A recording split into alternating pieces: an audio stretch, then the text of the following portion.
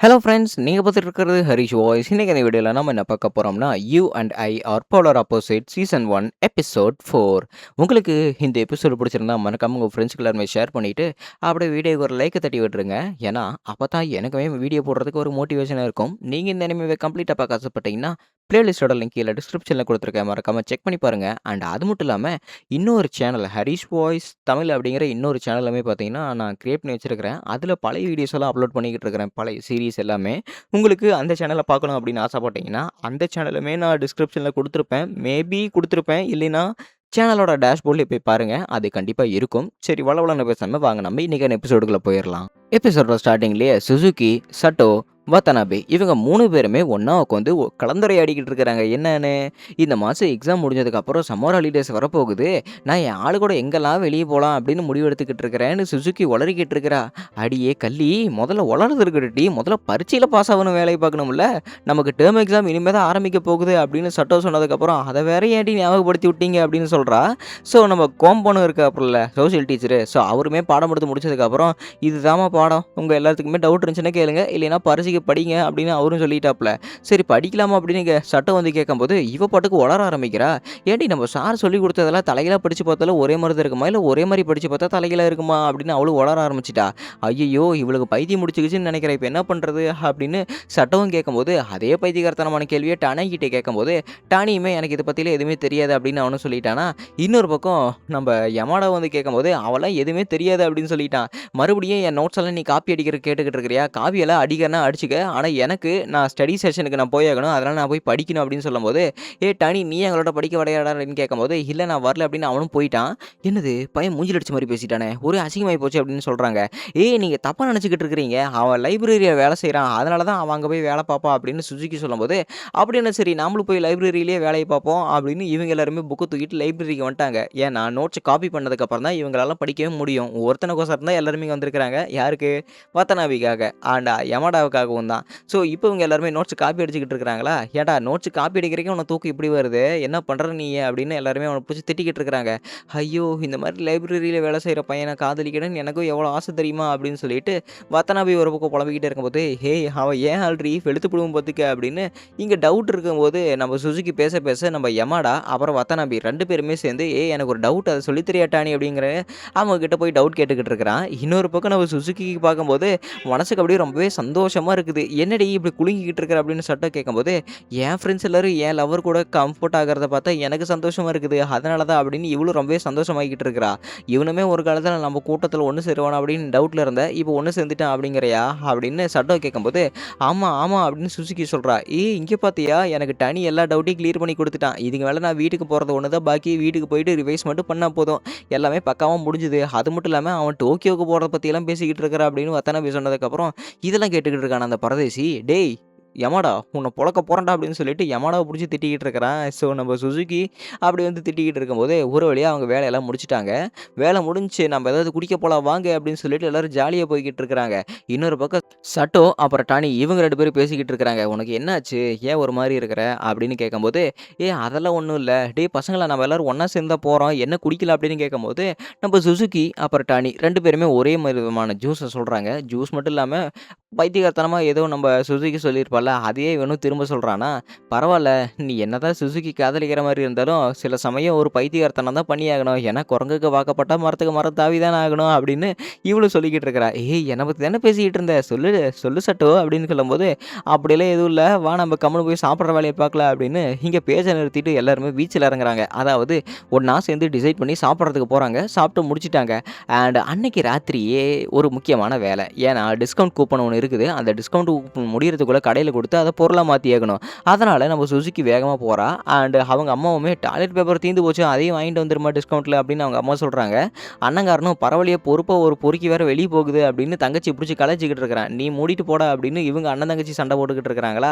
And கடைக்கு வர்றதுக்கு இவ மிடில் ஸ்கூல்ல இருக்கிற ஒரு டவுசரு அப்புறம் சும்மா ரெட்டை ஜடை மட்டும் போட்டு ஒரு ஒத்த ஜடைய போட்டு வந்துகிட்டு இருக்கிறா. இது யாரும் பார்க்கக்கூடாது அப்படின்னு யோசிச்சுக்கிட்டே போகும்போது தான் கடையோட வாசல்லையே நம்ம யமாடாவ பார்க்குறான். "என்னாடி இது? ஸ்கூல்ல ஒருத்தன் அரகால் டவுசர் போட்டு வந்திருக்கிற அப்படின்னு அவனும் கிண்டல் பண்றான். நீ மட்டும் என்னவா 2ஆம் கிளாஸ் எடுத்த அந்த லோயர போட்டு வந்திருக்கிற. நல்ல வேளை நம்மள யாரும் பார்க்கவே இல்ல அப்படின்னு உள்ள போனா தான் தெரியுது. டயரா கடைக்காரனா உட்காந்துக்கிட்டு இருக்கிறான்.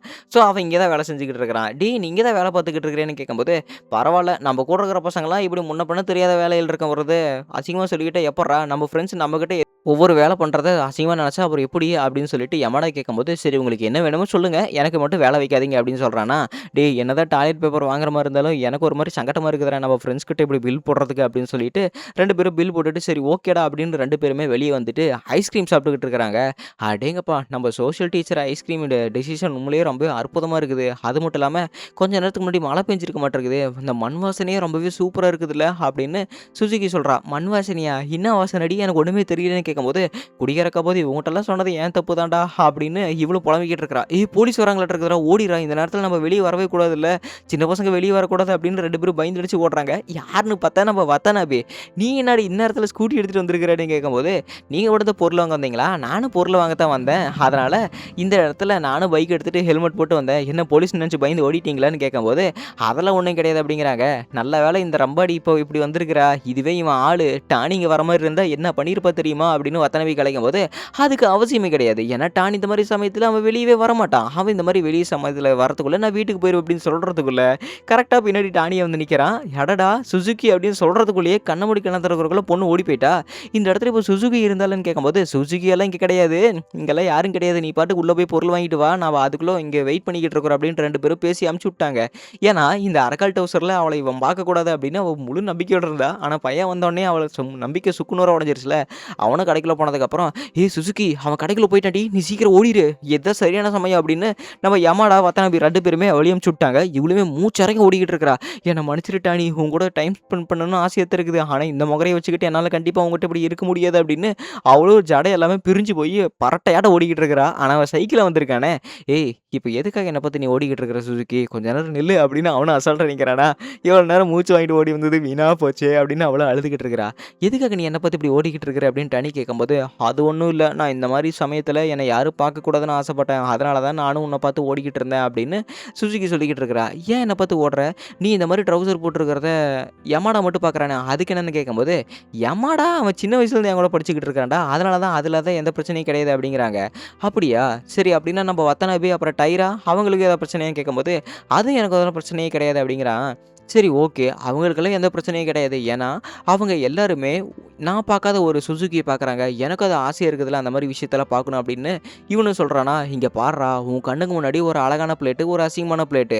அந்த மாரி ஒரு விஷயத்த உன்கிட்ட ஏதாவது குடுக்கணும் அப்படின்னு ஆசைப்பட்டா, நான் உனக்கு அழகான பிளேட்ட தான் குடுப்பேன். அந்த மாரி தான் என்னோட நல்ல அபிப்பிராயத்தையும் நான் உன்கிட்ட குடுக்கணும்னு ஆசைப்பட்டுக்கிட்டு இருக்கிறேன். ஆனா நீ ஏன் என்னோட பரட்டத்தனமான விஷயத்தெல்லாம் பார்க்கணும்னு ஆசைப்பட்டுக்கிட்டு இருக்கிறேன்னு?" கேட்கும்போது, "அதுவும் நீ தானே. எனக்கு பிடிச்சமான ஒரு விஷயத்த சாப்பிட்டா போதும். அதுல கண்ணுல சாப்பிடணும்னு எனக்கு அவசியம் கிடையாது. என்னால வாயில அந்த ருசிய சாப்பிட்டாலே போதும். எனக்கு அது ரொம்பவே பிடிக்கும்" அப்படின்னு இவளுக்கு எப்படி இருந்தாலுமே அவள பிடிக்கும் அப்படிங்கிறதுக்காக நம்ம டானி ஒரு எக்ஸாம்பிள் சொல்றானா, "சரி நீ சைக்கிள் ஏறி உட்காந்துக்க நான் உன்ன அழுத்திட்டு போறேன்" அப்படின்னு ரொம்பவே வேகமா அழுத்திட்டு போய்க்கிட்டு இருக்கிறான். அடேங்கப்பா! இந்த மாரி இருட்டு நேரத்துல ராத்திரி மனுஷங்களுக்கு புடிச்சவங்களோட சைக்கிள்ல உட்காந்துட்டு காத்து வாங்கிட்டு போறது ரொம்பவே சூப்பரா இருக்குதுல்ல, அப்படின்னு அவளும் பேசிக்கிட்டே இருக்கும்போது, அது மட்டும் இல்லாம இந்த மண் வாசனை எனக்கு அது இன்னும் பிடிச்சிருக்குது. மழை பெஞ்சிருக்க மாட்டிருக்குது அப்படின்னு இவனும் சொல்றான். இவளுக்குமே அந்த ஃபீலிங் ரொம்பவே பிடிச்சு போயி, இவளும் கட்டி பிடிச்சுட்டு உட்காந்துக்கிட்டு இருக்கிறா. திடீர்னு போலீஸ் வர சத்தம் கேட்குது. இவளுமே இறங்கி போலீஸ்காரரு அண்ணனுக்கு ரொம்பவே நெருங்கிய சிநேகிதன் மாதிரி, "ஏய் பார்த்து போ சுசுகி" அப்படின்னு கிண்டல் பண்ணிட்டு போறாப்ல. ஓகே காவல்துறை ஐயா அப்படின்னு இவளும் ஓகே சொல்லிட்டா. அடுத்த நாளே பார்த்தீங்கன்னா, சம்மர் ஃபெஸ்டிவலுக்கு எப்படியோ எக்ஸாம் எல்லாமே கண்டிப்படியா முடிச்சுட்டாங்க. அண்ட் சம்மர் ஃபெஸ்டிவல் லீவ் வரப்போகுதுல்ல. சம்மர் ஃபெஸ்டிவலுக்கு எல்லாருமே யுக்காட்டா போட்டு வருவாங்க. நீயும் போட்டு போறியான்னு கேட்கும்போது, "ஆமா நானும் டானி கிட்ட கேட்கணும்" அப்படிங்கிறாங்க. "ஏய் எதுக்கும் இந்த வருஷமே போட்டு போயிடுறீ. அடுத்த வருஷம் டானி உன் கூட இல்லைன்னா என்ன பண்ணுவ?" அப்படின்னு வத்தனாவி வாய வைக்கிறா. நாசமா போனவளே எதுக்குடி இந்த மாதிரிலாம் அபசகுனமா பேசிக்கிட்டு இருக்கிற? அடுத்த வருஷம் அவன் என் கூட வருவான்ல. நீ ஏன் அத சொல்ல மாட்டேங்கிறன்னு கேட்கும்போது, "அட பைத்தியக்காரச்சி அதுக்கு இல்ல அவன் படிக்கிறதுக்கு இது வெளிய போயிட்டான்னு என்ன சொல்லுவ? அத சொல்றாடி அவ" அப்படின்னு சட்டோ சொல்றா. "அதுவும் கரெக்ட் தான்ல" அப்படின்னு ஒரு வழியா நைட்டு முடிவு பண்ணிட்டு சம்மர் ஃபெஸ்டிவல் ஆரம்பிக்கிறதுக்கு முன்னாடி இந்த பட்டாசு வேடிக்கைலாம் போடுவாங்க. அந்த மாரி ஒரு விஷயத்த பார்க்கறதுக்காக இவ யுக்காட்டால நல்லா இறுக்கி போட்டுட்டு அவங்க அம்மாவ ரொம்பவே சிரமப்படுத்தி இந்த ட்ரெஸ்ஸ போட்டு வந்திருக்கிறா. அண்ட் அவளுக்கு ஃபோனு எல்லாத்தையுமே அந்த கூடையிலேயே கையில வச்சுட்டு வந்திருக்கிறா. இப்ப இந்நேரத்துல என்ன பண்றதுன்னே தெரியாம திடீர்னு ஒரு சர்ப்ரைஸ் இன்ப அதிர்ச்சி குடுக்குறா போய் நம்ம டானிக்கு. "இந்த ட்ரெஸ்ல நான் பார்க்கறதுக்கு எப்படி இருக்கிற?" அப்படின்னு அவளுக்கு ஒரு அதிர்ச்சி குடுக்கும்போது, "அடேங்கப்பா! இந்த ட்ரெஸ்ல உண்மையிலேயே நீ பார்க்கறதுக்கு ரொம்பவே அழகா இருக்கிற தெரியுமா?" அப்படின்னு அவனும் ஒரு காம்ப்ளிமெண்ட் குடுக்குறான். "அழகா இருக்கிறனா? என் கூட இருக்கிறவங்கலாம் கியூட்டுன்னு தானே சொல்லுவாங்க. நீ எனக்கு வித்தியாசமா காம்ப்ளிமெண்ட் குடுத்துருக்கிற. இருந்தாலுமே பரவால்ல. அத நான் ஒரு காம்ப்ளிமெண்ட்டாவே எடுத்துக்கிறேன். ரொம்பவே நன்றி. சரி வா நீயும் நானும் சேர்ந்து சுத்தி பார்க்க போலாம் அப்படின்னு ஃபெஸ்டிவல சும்மா சுத்தி பார்த்துக்கிட்டு இருக்கிறாங்க. மஜாவா இருக்குது இடம். அங்க இருக்கிற இடம் எல்லாமே சுத்தி பார்க்கறதுக்கு செமையா இருக்குதா, அங்க இருக்கிற கூட்டத்துல நெறைய பேர் இவள இடிக்கிறதுக்கு போறாங்க.